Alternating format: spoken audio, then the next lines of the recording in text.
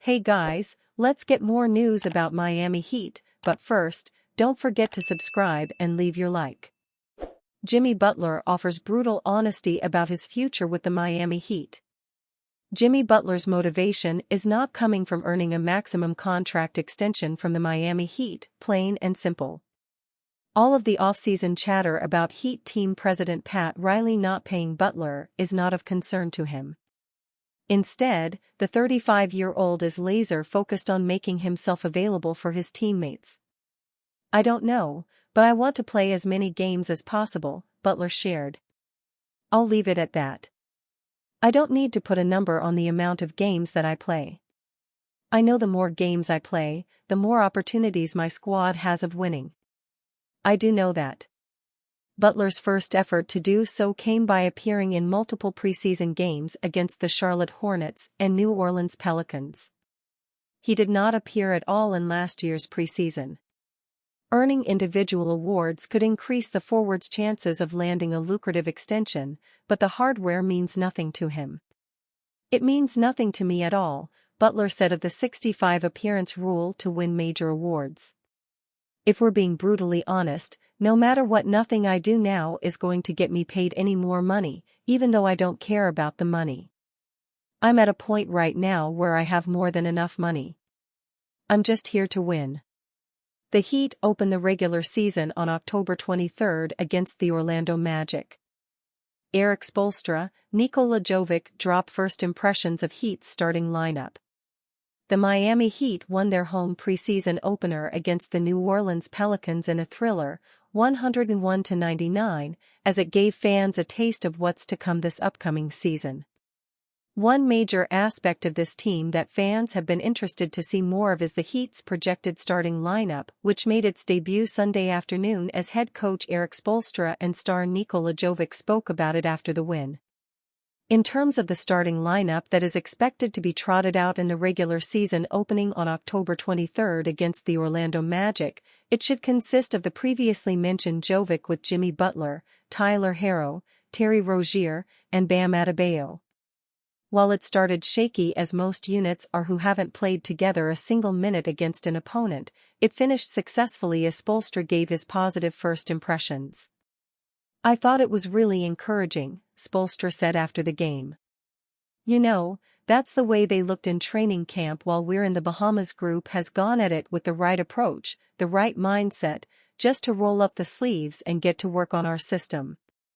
Work on getting comfortable with each other, work on working to each other's strengths, and finding different ways to do that. The defense was very active and disruptive, and then offensively just playing very fluid, flowing into actions without causes. I liked what I saw, and I know the guys probably felt comfortable as well, and that's the way they looked in the game." As mentioned before, the starting five started slow, as even though it's immensely talented, it will take some time before they get it all together. In the first quarter, they shot 6-18 from the field, but turned it around in the second period where they were 8-13 from the field and a +2 overall. Jovic said to Clutch Points that because everybody in the projected starting lineup knows each other by now, it shouldn't be too long till they are fully 100% have the chemistry needed to achieve their goals. "I mean, we've known each other for a minute now," Jovic said.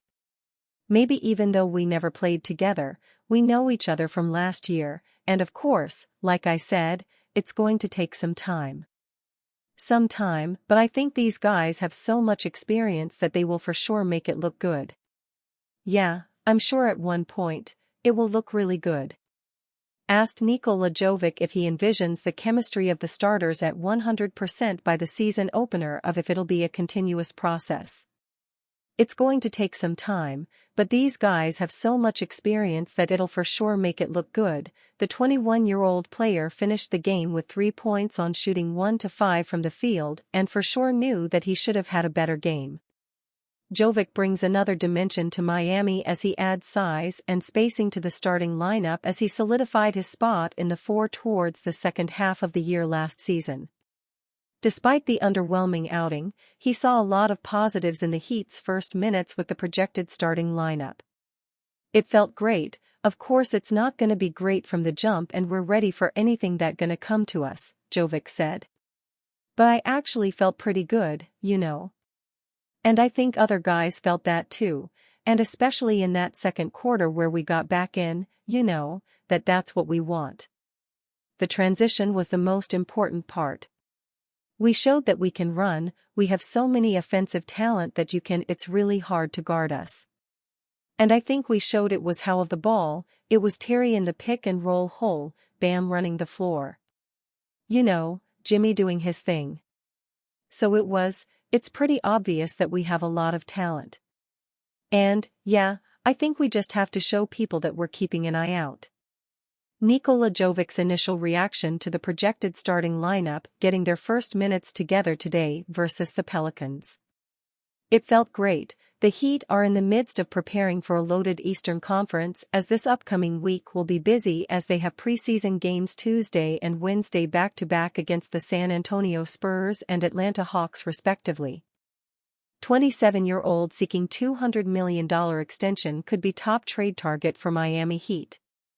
With the Miami Heat's championship window getting narrower every passing day, the organization need to make some moves if they are to bring home a ring in the Jimmy Butler era. Of course, it is very possible that they have already given up on those hopes and are working with the Bam Adebayo timeline in mind. But in case they have not, Brandon Ingram could be an interesting option to consider. There is no doubt that the Heat have one of the best defensive units in the league, but going forward, they leave a lot to be desired. That is where a scorer like Ingram could be an asset for them. Ingram has averaged over 20 PPG for the past 5 seasons. He has also averaged over 5 APG and 5 RPG for the previous 3 campaigns. He has also been earning rave reviews for his performances at Pelicans practice lately. In the article Imagining Every NBA Team's Top 3 Trade Targets This Season on Bleacher Report, Grant Hughes suggested Ingram as an option for the Heat. Of course, there are shortcomings to Ingram's game as well, but if there is one team in the NBA who can get the best out of him, it is the Heat. As Hughes wrote, Ingram would be a great test of the Miami Heat's rejuvenation machine. There are a few too many pieces of evidence that Ingram may not be the best teammate or the most committed worker. His refusal to defend consistently and add more volume to his three-point game also confound. The Heat have brought the best out of distressed assets plenty of times before, which could make Ingram a buy low option. Of course, this is where we make the obligatory mention of his $200 million extension expectations. If the Heat can coax up the best version of Ingram, though, he'll probably be worth that number. Ingram is believed to be seeking a $200 million contract extension, something that the Pelicans might not be keen to hand him. So, a trade in the near future is very much a possibility. At 27, Ingram's best years on the court might be ahead of him. Bringing him in might be a bit of a risk, but one well worth taking. And you, fan? What do you think of the situation of Brandon Ingram? Leave your opinion in the comments.